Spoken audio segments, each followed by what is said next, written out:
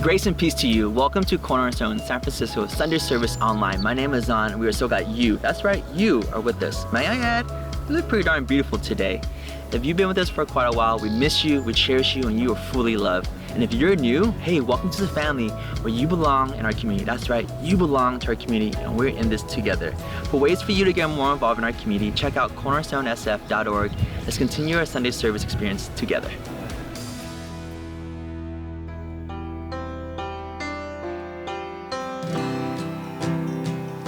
Hi everyone, welcome. My prayer has been for this time of worship to encourage our souls in a new way. That as we're still in this time of disruption, we would find ourselves closer to the Lord. So let's join in as best as we can as we sing together. Your love is devoted, like a ring of solid gold, like a vow that is tested, like a covenant of old. Your love is enduring through the winter rain and beyond the horizon, with mercy for today. Faithful you have been, and faithful you will be.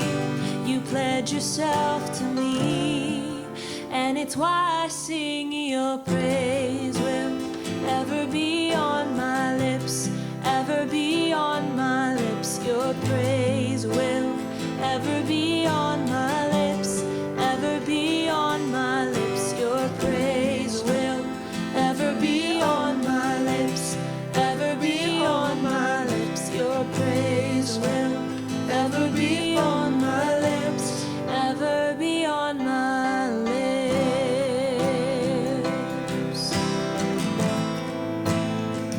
I'll sing your praise. You're worthy, Lord. When we worship, we find ourselves at your feet. We choose you first. We declare your worth, Jesus.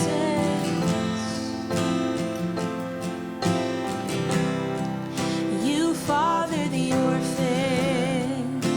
Your kindness makes us whole. You shoulder our weakness, and your strength becomes our own. Now you're making me like you, clothing me in white, bringing beauty from ashes. For you will have your bride, free of all our guilt, and rid of all our shame, and known by our true name. And it's why I sing your praise will ever be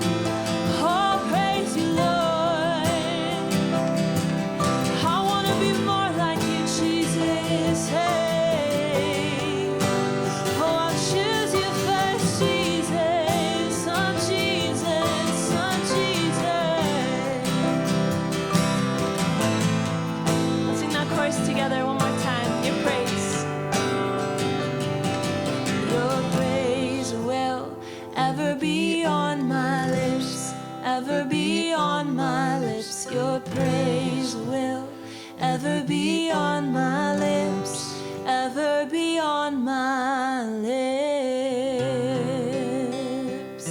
Yes, God, we give you praise in this time, and as we do so, we declare that you are good, that you are worthy, that you are the focal point of our attention in this time, God. We choose you in this time, and we know that when we are with you, we find everything we need. So have your way in this time as we just declare our love for you, Jesus.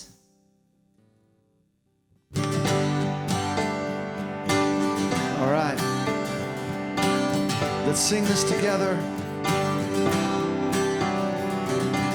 Mercy falls from your heart down on me. Glory streams from your face, so lovely. A million words could not describe how marvelous your perfect light. I adore you. I will sing it with all my heart. I adore you. I love everything you are.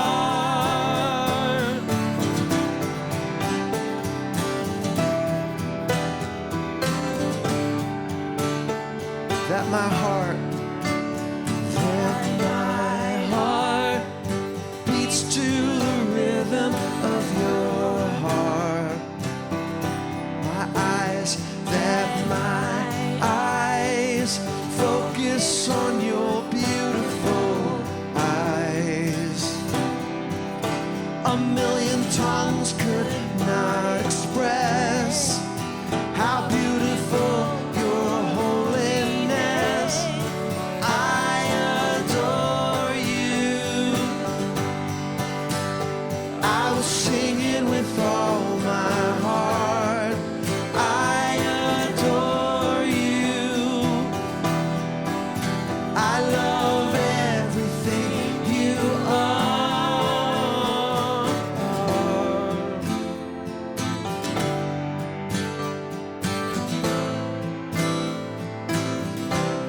Everything you are.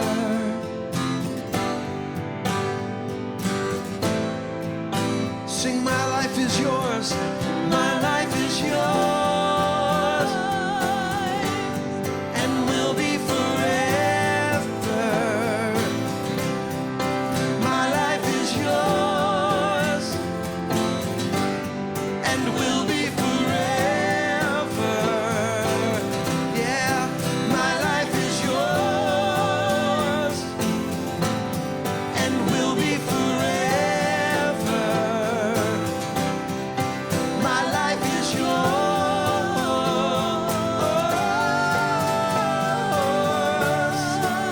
I adore you. I will sing it with all my heart. I adore you. I love everything you are. I adore you. I will sing it with all my heart. I adore you. I love everything you are. Yeah.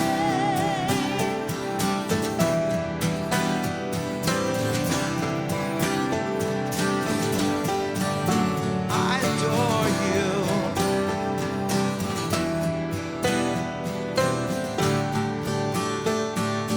I adore you. Yes, God, we do. We turn our adoration towards you, Lord.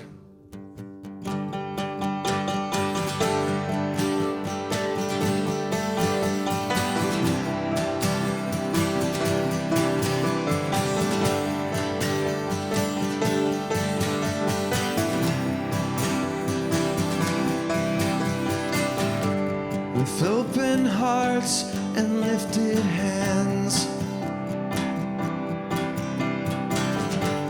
We wait for you to move again. Here and now, make your presence known. Let the darkness flee and the giants fall.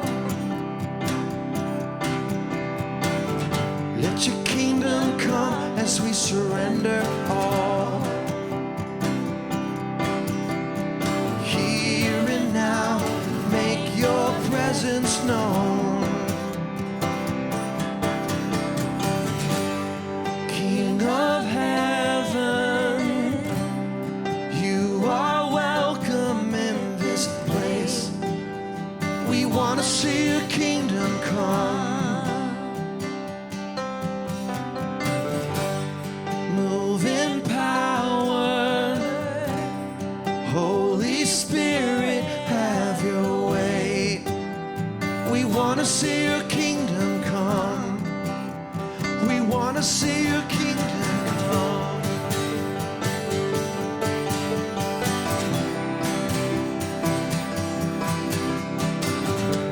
We turn our eyes to see your face. Be lifted high upon our praise. Here and now, Jesus be enthroned. Yeah. King of heaven, you are welcome in this place.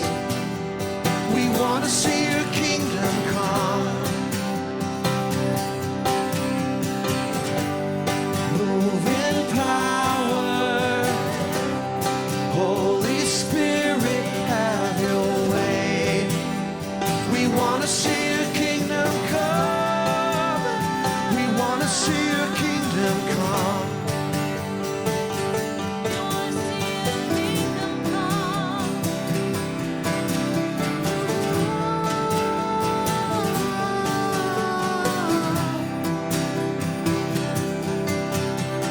Jesus be enthroned. Jesus be enthroned. Jesus be enthroned. Heaven come. Jesus be enthroned.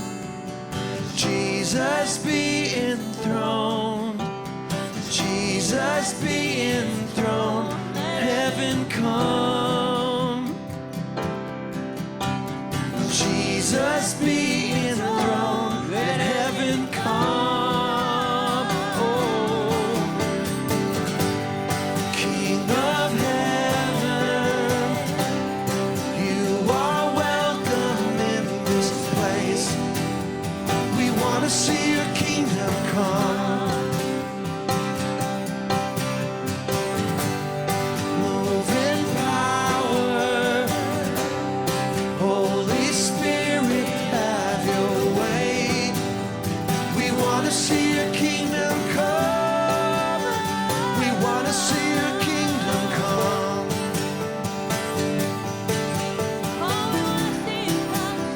We want to see your kingdom come.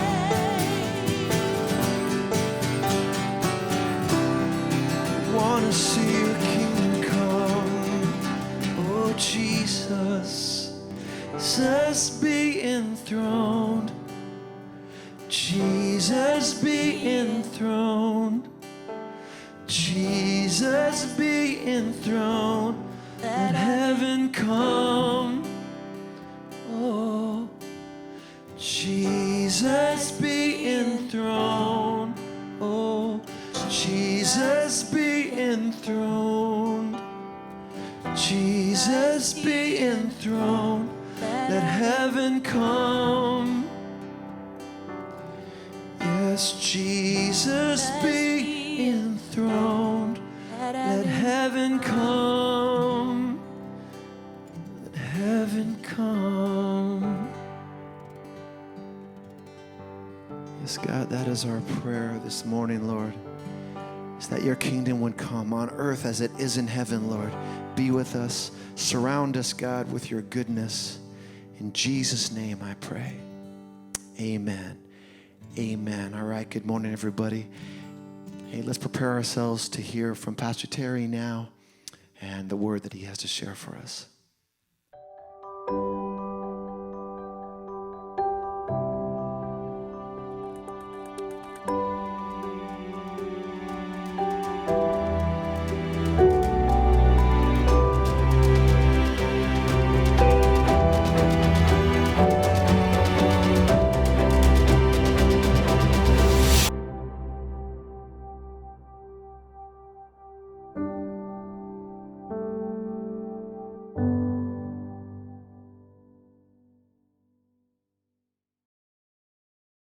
Hey, great to see everyone. This is PT and welcome. All of you are part of the church. I know it's different. I say that every week, but online is different. But I'm glad that we can be together. And I'm looking forward to sharing a message in a few minutes that I believe will be a strengthening word for you. Also want to welcome all of you who are joining us. Maybe you're a friend or a family member, of someone who's part of our church community, and this might even be your first time. You may have even found out about us and you're checking us out right now and just, like I said, becoming a part of what we're all doing together. And we love having you. We love having those of you who moved away from San Francisco, but now we're all having church together. That's great. There's a lot of things we've been trying to do to support you. I think a lot of you are aware of things like Rise and Shine, the morning vlog and devotional that we send out to anyone who wants it. The words of encouragement, the midweek service that we've repurposed for your well-being, the Instagram, the live worship on Instagram that we've been sharing as well, and all the different prayer groups and small group expressions and the training that's going on. We've been just trying to stay as much as possible engaged with you, and that's the name of our series, Putting Faith into Action, and we're getting ready to kick that off in a minute, but. We've been trying to engage also in a meaningful way. And one of the things that I'm most excited about is the fact that we've been really able to mobilize our community to bless one another. If some of you haven't had a chance to check it out or you're not aware of it, go to our website and look at our Way to Help page. Our Ways to Help page is an amazing thing that we've been able to do. I have to say, the church has really rallied together here. It's not only been a way of supporting some of our small businesses who are being really stressed at this time for obvious reasons. But we've also been able to create what we call a kind of response team. And the response team is made up of many of you who have felt moved to want to do more. And the response team looks for ways to bless people. We've been able to really support some of the health workers, for example. We had this whole thing that we were able to do.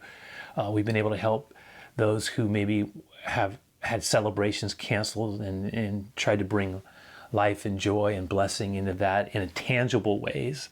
We've been writing letters of encouragement and encouraging everybody to encourage one another. And we've been trying to be very present and bless. And some of you may be aware that we've also established a relief fund. And that relief fund is specifically for those who in our church who have been really beaten down. And sometimes it's even hard to ask for help. So we've tried to create discrete ways for that to happen. And many of you have given towards that. And we're just trying to be the networker of blessing. And so it's something I'm really excited about. You can participate in this tangibly. You can become part of the response team. If you need help, let us know, right? And then if you're able to contribute to that, that's another way of doing it. But the bottom line is we're trying to serve one another. These are tough times. I think we're all aware of that. I know there's a lot of things in flux and transitions are happening even as we speak. It's not clear how everything is going to unfold, but one thing we know is the Lord is with us. I know that many of you have been troubled and still are a little bit afraid of what things are going to look like in the coming months. We're going to walk this together. We are. Lord willing, and keep praying for us. But Lord willing, we'll just all be present together, week in and week out, daily, connecting in meaningful ways to support and strengthen. So, before I even share the message, we wanted to share a song with you. In fact, Odalis is going to share that song. It's about reminding ourselves of who the Lord is and what he wants to be for us at this time. How he can create peace in our minds and in our hearts. He's the one who can speak to the storm, be still. And so with that in mind, Lord, I just ask that you would remind us that you love us deeply and that you're still a calmer of the storm. And we welcome you into that even now as we share this song together.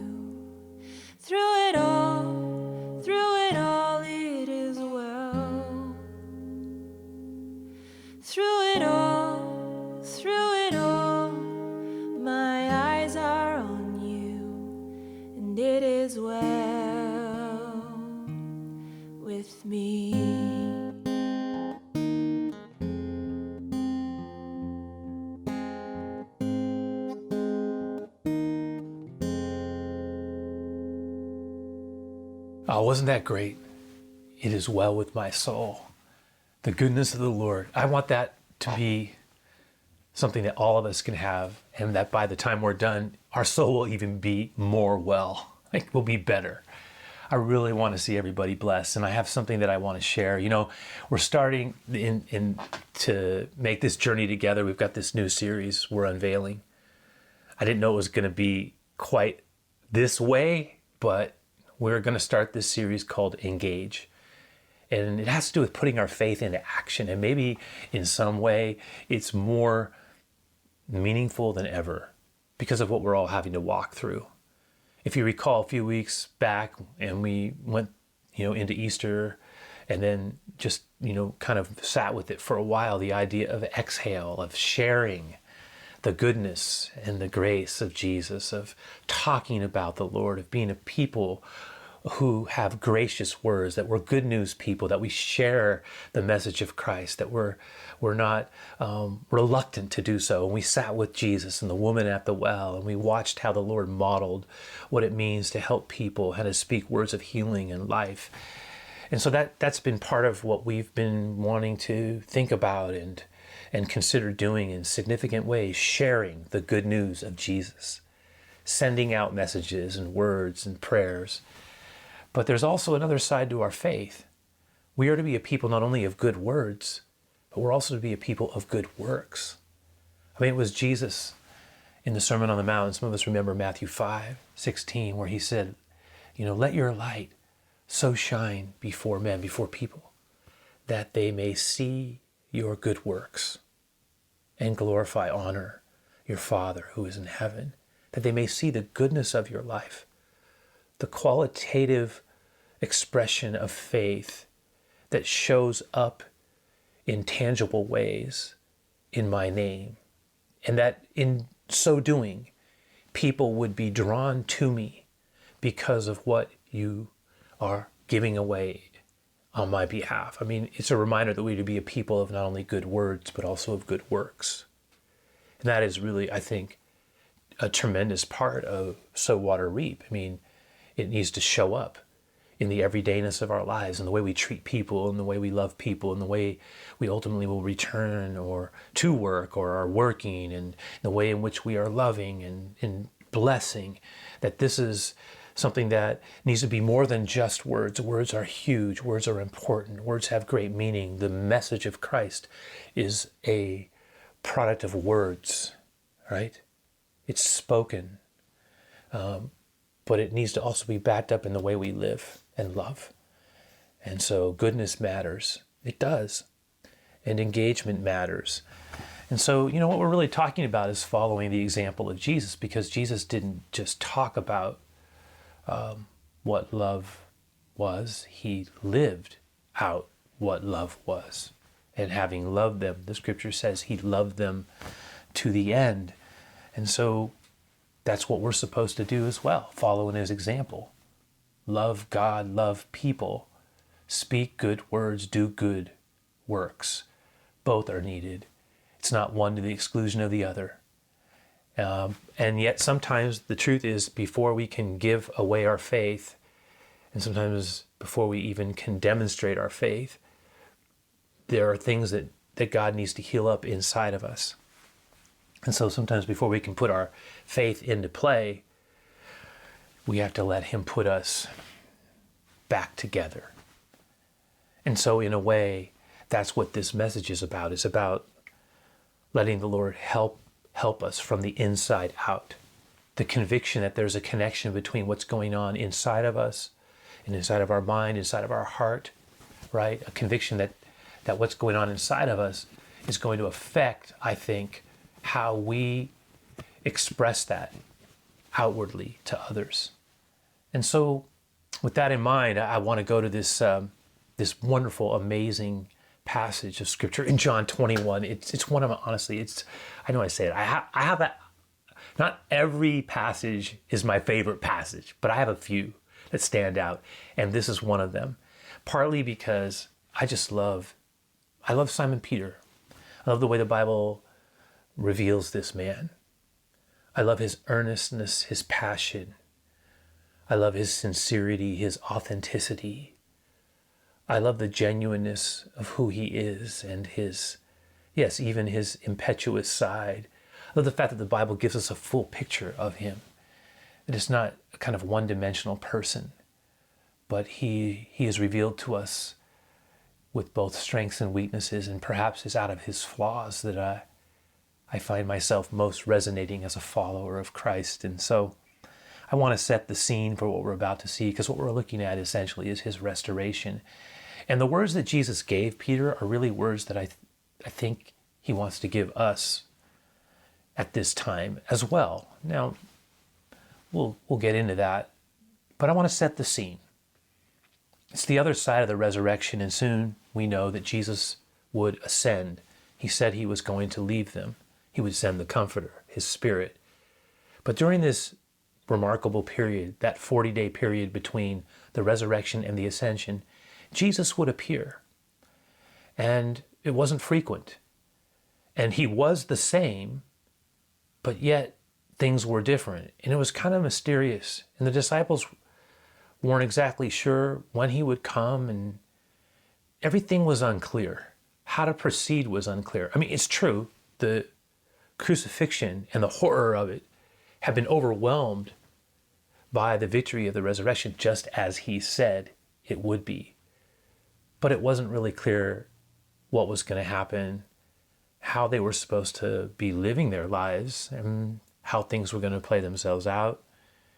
And of course, some of them, Peter in particular, were not doing well. Peter was very broken. And we're going to talk about how the Lord heals him.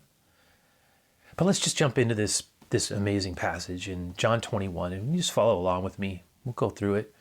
It says, after this, Jesus revealed himself again to the disciples by the Sea of Tiberias. It's the Sea of Galilee. And it's a beautiful place, you know.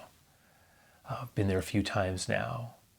And I've always been struck by the pastels, the colors around the Sea of Galilee. It's really the Lake of Gennesaret, right? It's a lake.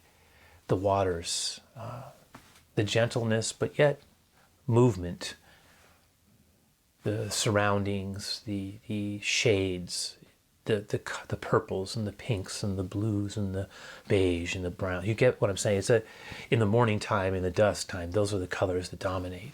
A little bit of orange and yellow in there as well. It's just a beautiful palette experientially, and in your mind's eye, it's worth letting it sit. And so, anyway, Jesus, we're told, reveals himself. And this is the way he did it.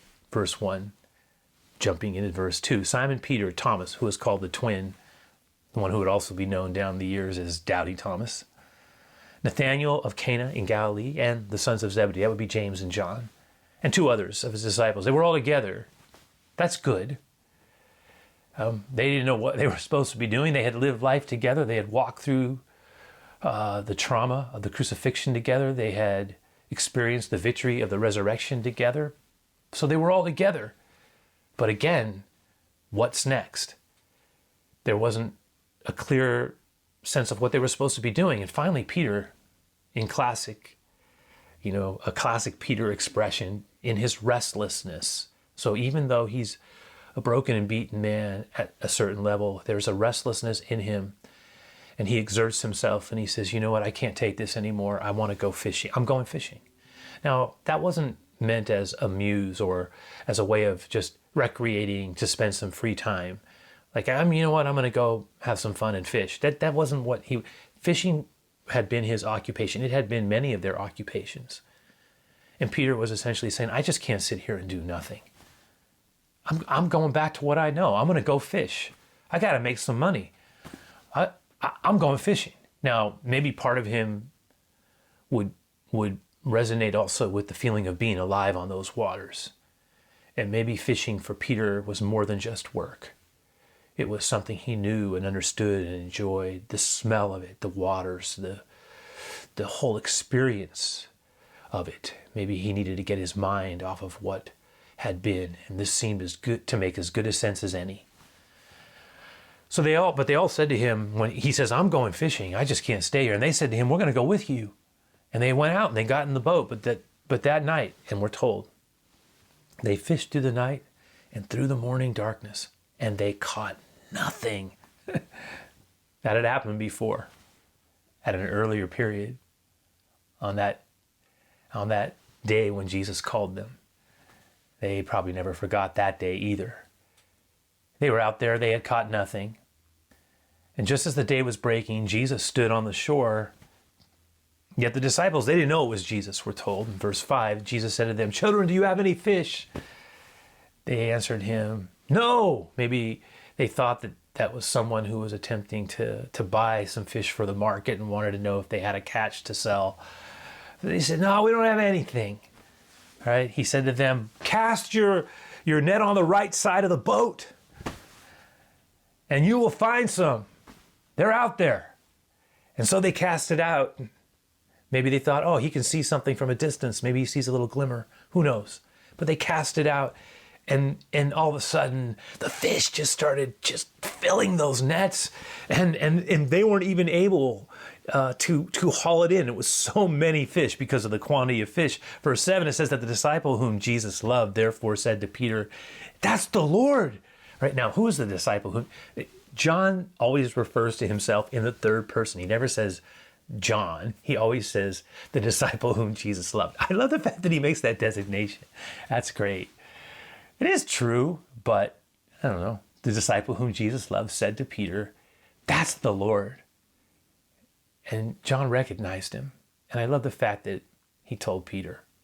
Peter got so excited. It says that when he heard it was the Lord, he put out his arm on his outer garment, for he had been stripped for work, and he threw himself into the sea. Like he just wrapped himself up, and he just leaped into the waters and started swimming to shore, right? And he's swimming as fast as he can. It's the Master. It's Jesus, right? And the other disciples were told, they came in the boat dragging the net full of fish, for they were not far from the land. They were actually about 100 yards off. And when they got on the land, they saw, to their surprise and to their delight, I might add, because they had all been working so hard. Fishing is hard work. Casting those nets, pulling it in, casting those nets, pulling it in. I mean, it is a lot of work. Moving that boat around. And they were hungry. And it was morning. And there was bread and fish, we're told. Jesus, when they saw him, they saw a charcoal fire in place. And there were fish laid out on it. And bread. I mean, you can almost smell it, right? The crackling of the fish. Right? The bread browning. Maybe it was a rock that they were being cooked on, or maybe there was some type of something that had been placed over the charcoal that allowed them to cook in some way. But they were cooking. The fish were. And it smells so good. And it says that Jesus said to them, hey, bring some of those fish that you just caught, bring them over here, I'll cook them up. And so, Simon Peter went aboard and he hauled that net ashore, and it was full of large fish. We're told in one of those unusual things the Bible does every now and then. We're told specifically, look at that verse 11. It says there were 153 of them. Not a large quantity, not about 100, 153. Think about that. Somebody counted that. It's amazing, actually, that the Bible notes these things from time to time. It always gets me. Not 150, 153 fish. And although there were so many, we're told the net wasn't torn. And then Jesus said, hey, come on, let's have breakfast together. And nobody really said, Lord, what are you doing here? Is this you? Why are you here? Nobody said it. They knew it was the Lord. They could recognize him. That's what we're being told. Jesus came, he took the bread, and it was a kind of a different kind of communion, if I can say that. He took the bread and he put the fish on it, and he gave it to them. And I imagine him handing the bread and some of the fish together. Have this. Right? That was very good. And it says, this is, by the way, the 14th verse, this was now the third time that Jesus actually had revealed himself to the disciples after he was raised from the dead. And yet there was one person that Jesus cared about who was still, because I'm sure there were very happy faces. And it was a wonderful moment. And yet there was one man in the group who, though initially had been overwhelmed with excitement to see Jesus as things settled and as everyone was enjoying their meal and the small talk came to some conclusion. There was one man, if you've seen it in the group, who was not doing well. For Peter, Simon Peter, was still a very broken and wounded man. The one who had bragged that he would never deny the Lord, had failed miserably. I think some of us remember that. On that night of Jesus' betrayal, after Judas had departed, they were making their way to the Mount of Olives and to the garden where Jesus would pray.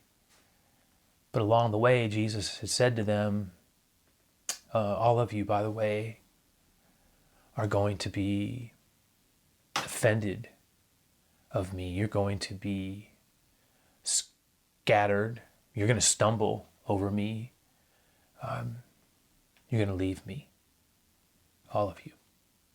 I want you to know that I know that. And it was a shocking thing for them to hear. And Jesus didn't say it with anything other than, I would assume, a sadness in his heart in a certain way. But yet, it was an honest word. And when Peter heard it, some of us recall what his reaction was. His reaction was, I don't know. That's not happening. I'm not denying. No, I'm not denying you. I know that for sure. There is no way. If you think that is not going. You do not know me. If you think I'm leaving you, I'm not. That's not happening. Now, then Peter says, now, I can't speak for the rest of them. Look, even if all of these guys, he's looking at his brothers, even if all of them deny you, I'm going to tell you one thing right now, and let everybody hear it. I don't care what they do. I don't deny you. That's not who I am. I will die with you. I will die for you. I will not leave you.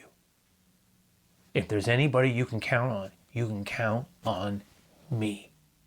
I am loyal to the core. No. If all of them fall away, I will not.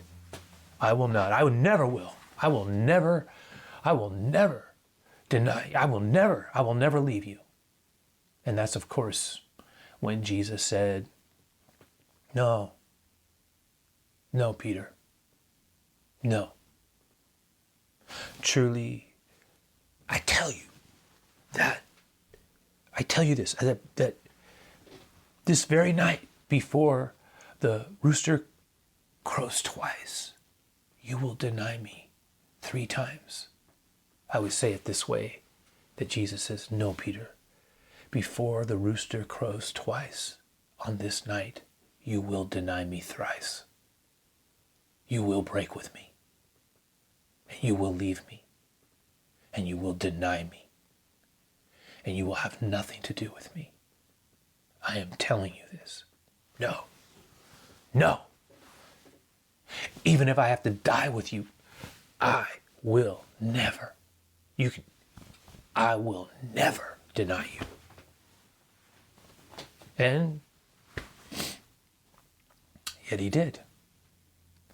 Now it's true that in the garden, when they came for Jesus, and this is important to remember, when they came for Jesus, in that moment, Peter, he was willing to fight. And in that moment, I do believe he was willing to die for the Lord. I mean, he pulled that sword out and he swung it. He hit a man named Malchus on the side of the head, sliced his ear. It was one of those moments where Jesus says, what are you doing? Stop.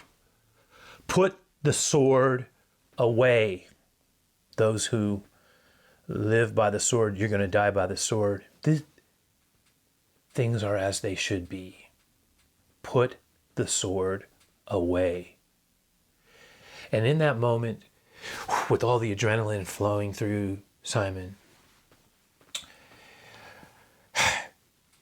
as they took Jesus away, everybody kind of didn't know what to do. Later on, Peter finds his way back. I know a lot of us remember that, and you read about the account and how he gets challenged, and ultimately he's trying to warm his hands, around the fire. He doesn't want anybody to know. He's incognito. he doesn't want to be associated with Jesus. And someone says, hey, aren't you, right? Aren't you a girl? I mean, aren't you one of those followers of the Nazarene? Aren't you one of his disciples? No, I don't know the man. Again, I don't know him. I don't know whether. Finally, on the third time, right? And then everything hits at once. Peter says, I don't know the man. And he starts swearing. And at that very moment, everything hits, right?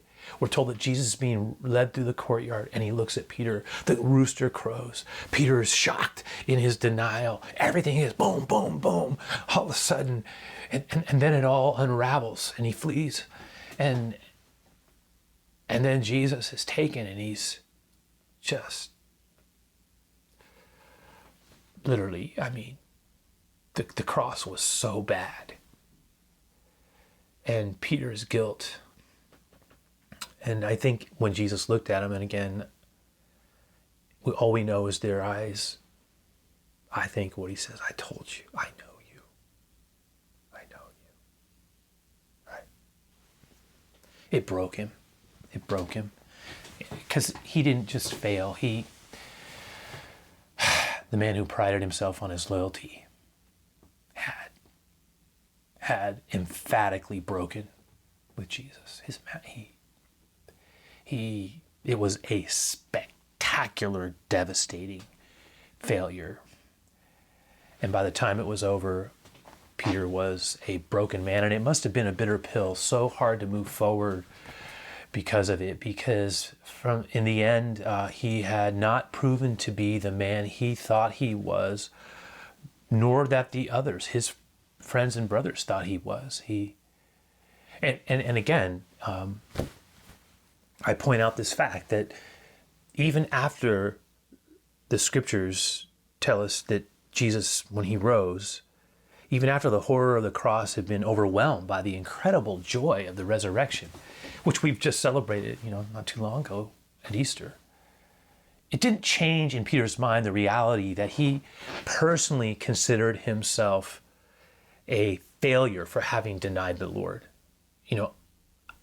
I think that when Peter saw himself, he saw himself as damaged goods. Yeah, damaged goods. And the shame, the guilt of it, it was a heavy load. It was hard to bear. And despite Peter's good intentions, despite the fact that he had been, think about this, despite the fact that he had been specifically alerted by the Lord, he had not been able to stand. I mean, Jesus told him, this is what's going to happen. But in the moment of crisis, he had failed. And so the Peter that's sitting there around the fire, with now a full stomach, I suppose, is happy to see Jesus. And they've all been laughing, I suspect, but there's silence in the air. And on the inside, he's a broken man. He's torn up. He's torn up. And perhaps some of us can relate to Peter. I was thinking about it at this time. You say, what are you talking about?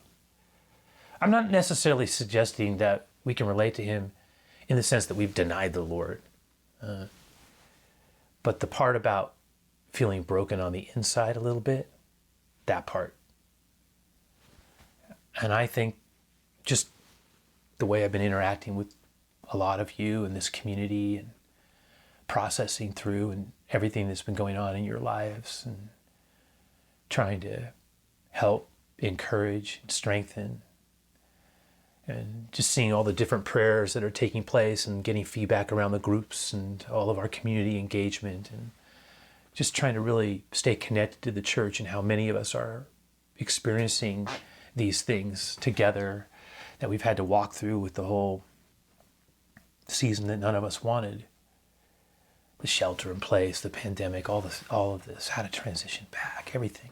And I think the truth is that some of us aren't doing well. Some of us are hurting. Yeah, we're hurting. And maybe some of us feel beaten down, a little bit beaten down by the realities we have had to face for these past weeks. Some of us have had to battle with our thoughts, and we've struggled with real anxiety and depression, and we have fear and reluctance about even how to potentially enter back in and what that all looks like. And just we're having a hard time shaking it. And maybe if it's not something that's going on inside, because remember, a lot of us had issues that we were already dealing with prior to this issue, and maybe we have parallel, simultaneous issues. They could be health related, relational stuff that we were already working through. Some of us were under financial duress before this even hit. The point being is that a lot of us have had things that were making us anxious already. And then all of this on top of that, it just really has been overwhelming. And even though we love the Lord and we know the Lord is real and we know He's alive and He's present, it's still, there's a part of us that feels broken a little bit on the inside, or at least very alarmed, and we're having a hard time, or someone we care about is having a hard time, and that means that we're also having a hard time because they're having a hard time.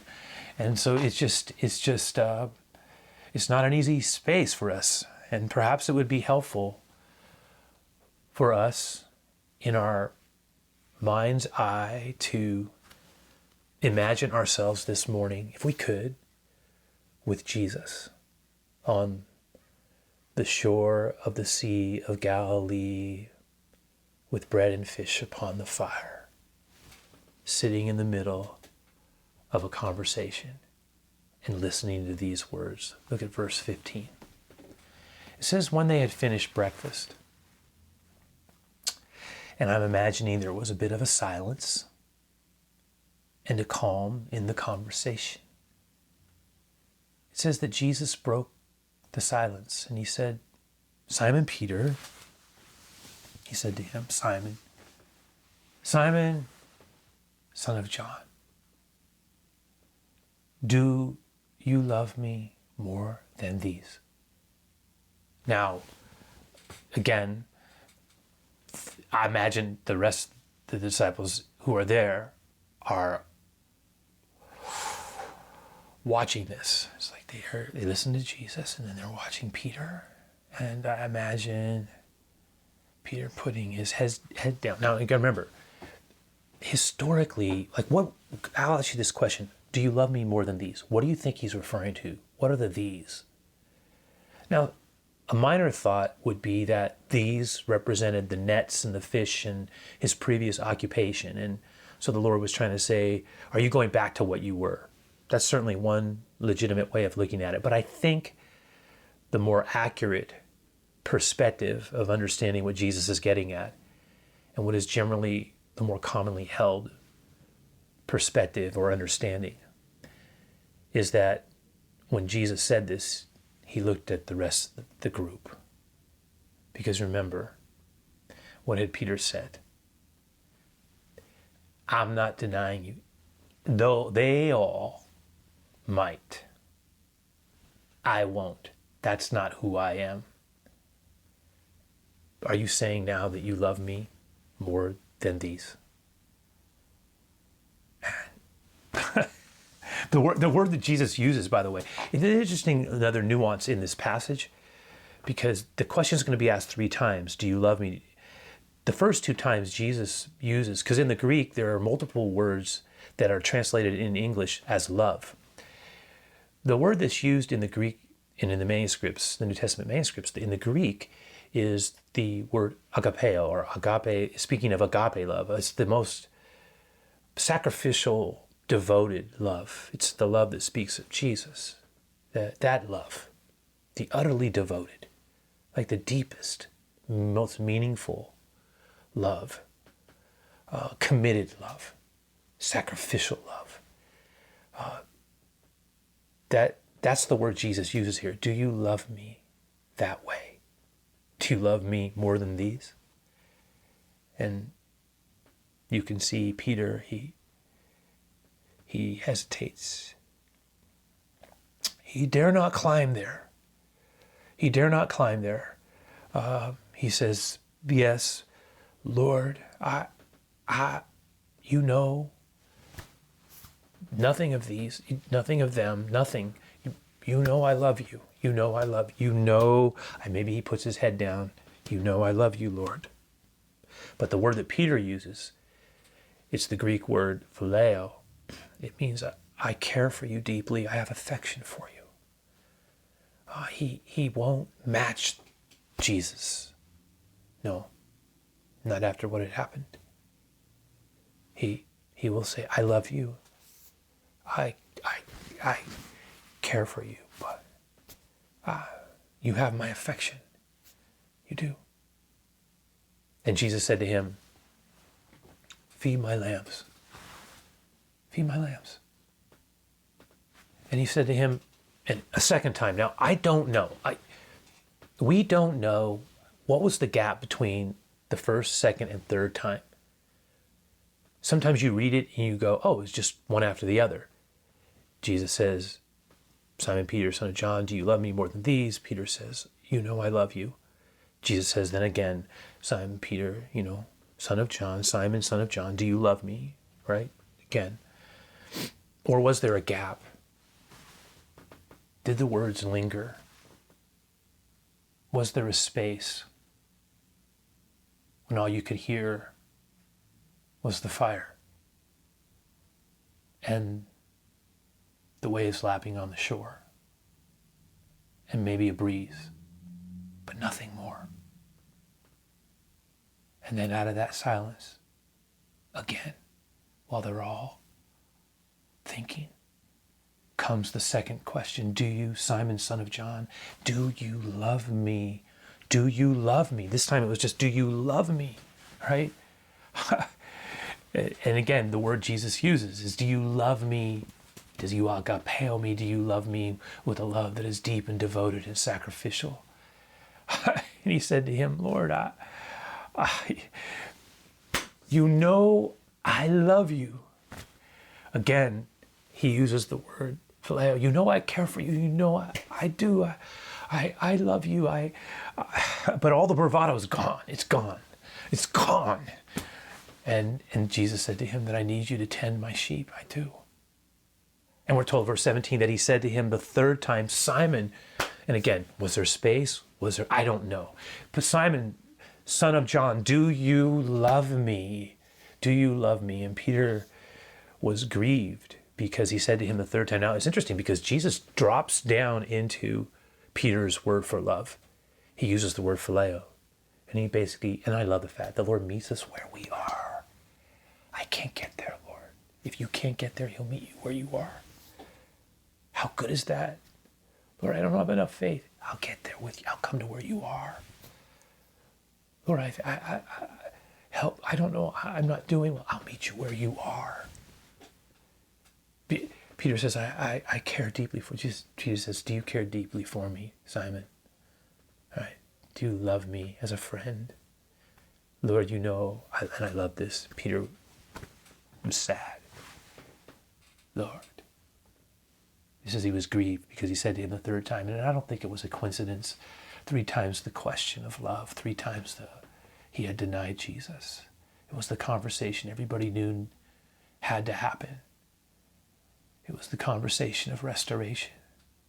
And yet it grieved Peter that Jesus had to get down to that level and that he would say it for the third time. Do you love me? What are you doing, Lord? What are you doing that to me? Why you know I love you. Why don't do that to me? Well, you know I love you, right? That's what's going on here. And that's when Jesus said to him, Lord, you know, Peter says to him, Lord, you know everything and you know that I love you. And Jesus said to him, then I need you to feed my sheep. I do.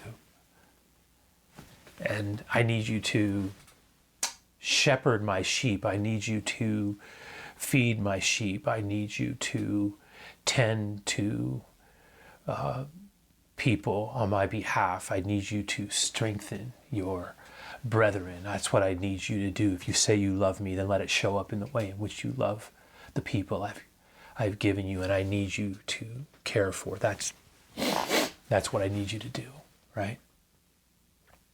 And then Jesus, right on the back of that, says, truly I tell you this. I tell you one more thing, Simon. And I say it in front of all of you. I say to you that when you were young, yes, when you were young, you used to dress yourself and walk wherever you wanted. That is, you were a self-directed, self-willed, very independent man. That is what you were. But when you are old, look at it. You will stretch out your hands and another will dress you and carry you where you would not want to go. Verse 19, the first part of it says, this he said to show by what kind of death he was to glorify God. Just to let, Peter, just to let you know, what you couldn't do, you will do. You will do it for me. I need you to know that. Think about that. There will be a time, now it will be many years from now, because you will be an older man, but there will be a day when you will surrender your life for me. What you could not do, you will do. You will be a loyal, selfless servant of the kingdom to the end. Listen to me. Look at me. That's what he's saying. You are going to finish strong. Remember, I told you you would fail, that you did not have it, that there was going to be too many things coming at you, things that you couldn't even understand nor see at a spiritual level. There were things happening you couldn't understand it. You didn't even know yourself. Remember, I told you you would fail. You told me you wouldn't, but I knew you would. I knew you would, and you didn't believe me, but you did. Remember, you didn't believe me, but you did. So now I need to tell you, even though I know there's a part of you that doesn't believe what I'm saying, that you don't have it in you, that you don't have the ability, but I am telling you, the same one who told you at that time you would not be able to do it is telling you now that there will be a day when you will do it. I am telling you that. And just as powerful of a truth as that word was for you days ago, so will it be for you years from now. You are going to stand and you will not fail. And I know that's hard for you to believe, but it is true. And after saying this, he said to him in front of them all, so this is what I need from you. The same word I gave you 3 years ago on this very place, I say to you, follow me. Simon Peter, son of John, follow me. Travel with me, make this journey with me. We'll go together. That's what we'll do. And you hear Peter maybe silently say, Lord, I cannot do it. No, not only can you, you will. As my Father has sent me, so I will send you. Rise up and follow me. That is powerful. And a couple of things for us just sitting here where we are in this time and place. Remember, the Lord will meet us when we need it most. This is a word for some of you, and help us to find our way through. Why? Because the Lord longs to nurture us back to health. It's what he does. He helped Peter find his way, and he will help us as well. I guess what I'm saying is he has bread and fish upon the fire waiting for us. He has a conversation that he wants for us to engage him in. And maybe that's happening right now, actually. We're having this with the Lord, us and the Lord. And he has words for us that he wants us to embrace. Listen, think, consider, what is the word the Lord would have you embrace in this moment? And then remember this, our healing is not just for ourselves. It's for the blessing of others. Jesus said to Peter, if you love me, feed my sheep. Peter's healing, remember this, was not just for him, but it was for all the people that he would affect. It was for all his life. It was down the years. It was for everyone who would be affected by the decisions that Peter would make. And he would make beautiful ones in the years ahead. And in a way, his decisions would affect us as well in this very moment. Everything that Jesus said, you feed my sheep, in a way, he's doing it right now. His very example, this very exchange, is feeding our soul right now in this place. And that reminds me of our purpose as a church at such a time as this. It was not a coincidence at the beginning of the year. We started with the vision, sow, water, and reap. And has there ever been a time as marvelous as this to sow, water, and reap? Has there ever been a time as like this for us? And one of the emerging things that has come out of this particular season that we're in this very moment, is the idea of, isn't God good? So good, so God. So good, so God, right? That's a big part of what we're trying to understand. Let your light so shine before men that they may see your good works and glorify your Father in heaven. So good, so God. That's what this is all about. Okay. You're loved. You're so loved. And in fact, we have a song to share, just like Peter was loved. We have a song to share with you called I Am Loved. And and someone I love very much is actually going to be leading it. My oldest daughter, Chloe. So I want all of us to be blessed in that. And don't forget, before we go over to them, and then I'll come back around, because I want to close this out with a blessing I do. But don't forget that even though we don't have a formal time of giving, like I said, it's impossible. There's no way now, not the way we're doing things right now. But so many of you have been able to do this, and I would ask that you continue to do so as faithfully as possible. Continue to give. Obviously, you can give through our app. You can give, online. But continue to honor the Lord with your tithes and offers. I'm talking to the core of our church, but anybody who feels compelled to want to honor the Lord and help us continue to do the ministry we're doing as faithfully as possible. I need to say this. Thank you to so many of you who have not simply shown your love and your commitment in your words, but in your deeds. And I know not everyone can do that right now. And for those who can't presently, may the Lord bless and provide according to his riches and glory. May the Lord provide for you as the days unfold. We really want to see the Lord create movement and breakthrough. But for those of us who are able, continue to be as faithful as possible. But right now, I just want us to sit in this moment and be utterly blessed. I am loved. Here we go.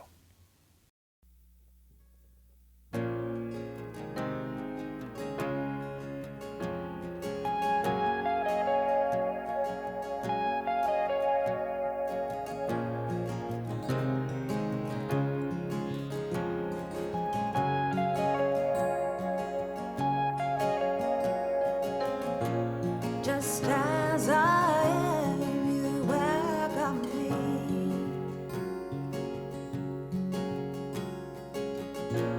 With open arms, how can this be?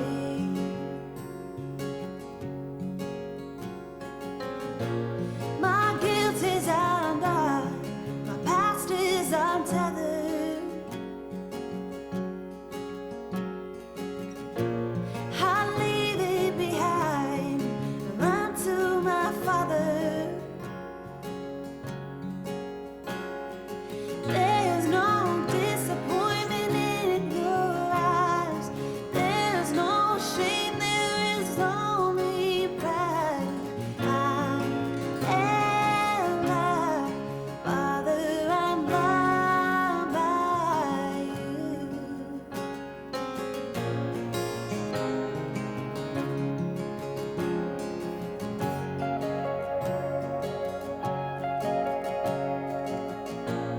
So wanna reserve your heart for me.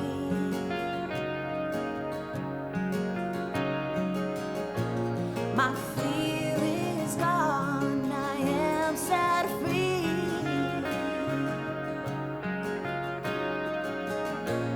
There's nothing to hide, nothing to measure.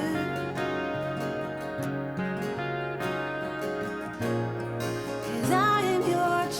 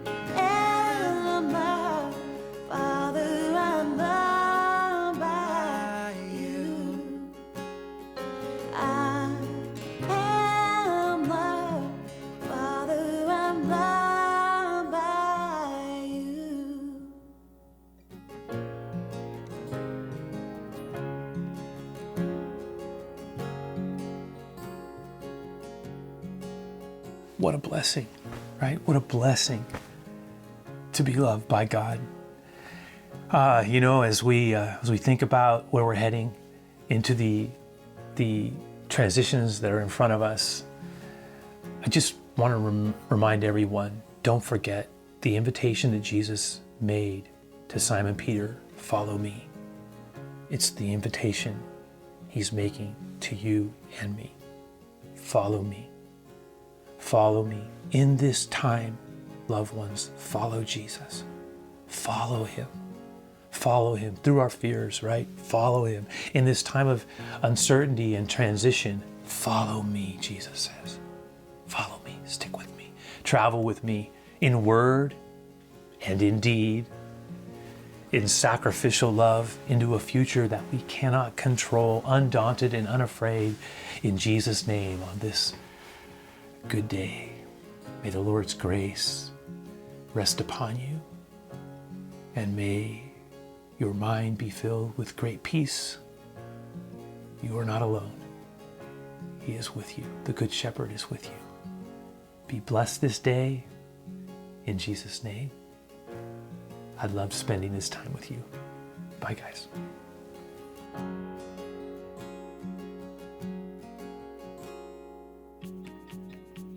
Thanks for joining us in today's worship and message. Let's continue to stay connected through our church website or app, or follow us on Instagram and Facebook. We also just wanted to take a moment to encourage those in our church family who may need some extra support, whether that's because we're experiencing loneliness or maybe a need has arisen. And for those of us who find ourselves in a space where we can give and we can lend a helping hand, we actually created a Ways to Help resource page on our church website. So please check it out. All right, we hope to see everyone throughout the week and also online next weekend. See you then. Bye.